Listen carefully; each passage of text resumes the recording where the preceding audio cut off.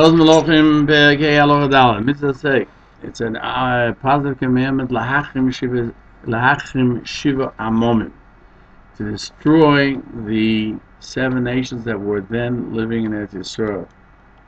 Go down to the Peirush HaMeir, as it says in the Posuk in Devarim 20:17. Hachem tachrimem. It says, "Destroy shall you destroy them." And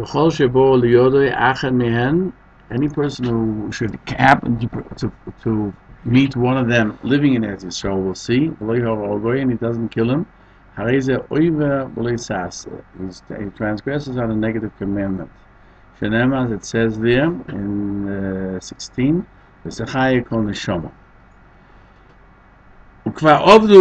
they're already gone, they're no longer extant anymore. So even though it's a positive commandment, right?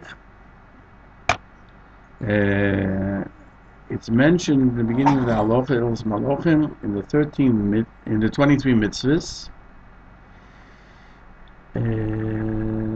10 positive and 13 negative. The Mishnah says that they're found in the Posuk.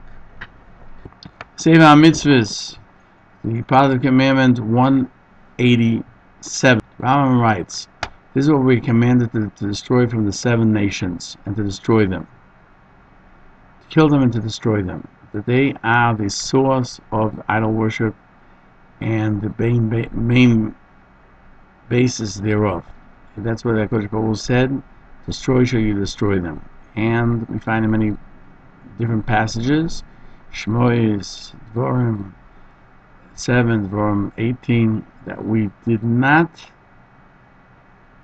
so we have to destroy them in order not to learn from their denial of Hashem, and we have to kill them. Now there are many passages to say that we should kill them, and their waging war is a Milchemes mitzvah.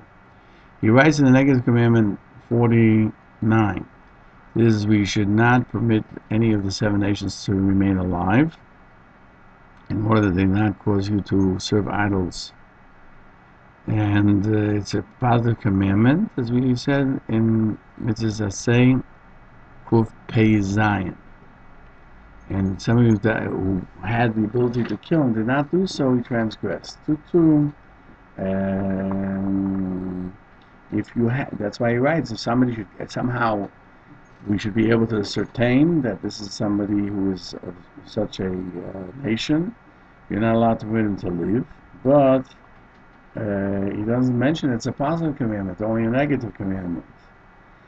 Rabbi Yosef Moshe Sofer, in Sefer Yeshiva Sofer on Sanhedrin, the son of the Machon Nesher, was not a relative of the Chassam Sofer, but was called the Brisker of Hungary. He answers, Hachem Tachrimu is a mitzvah which is obligated on the congregation, not on the individual. But whereas not to leave them live is on every individual. The Chinuch writes, only if he can kill him without causing danger to himself, then he transgresses. And the Chinuch questions, why is this any different than the obligation that you have to wage war, even though there's a danger? He doesn't have an answer to that question. The Radvaz brings the Rambam that Sennacherib, the king of Ashur, mixed up the world, and therefore they took him from place to place, and even those that were in Egypt are not Egyptians, those that are in Edom are not Edomites, and since they're all mixed up, therefore they are obviously 7 nations and 70 are nullified, and therefore they can even become Jewish, they can convert. And we assume he came from the majority, as by anything that has to do with forbidden relationships, we always go according to the majority. The Sefer HaMitzvahs, Rambam questions, maybe somebody might think that this mitzvah, that it doesn't work, it exists after the time of the 7 nations, and we shouldn't count it in the minyan HaMitzvahs. He says that's the only time he doesn't understand that it continues to be in effect, because the commandment that was said will was told to be done without a set time. So he says, since there's no set time when it had to finish, it's considered one of the commandments that continues forever. Now, don't think that there's nobody left from Amalek, because since the Torah tells us, Shemot 17:14, Hashem will destroy Amalek, that tells us that, are you going to say there's no commandment? That cannot be said.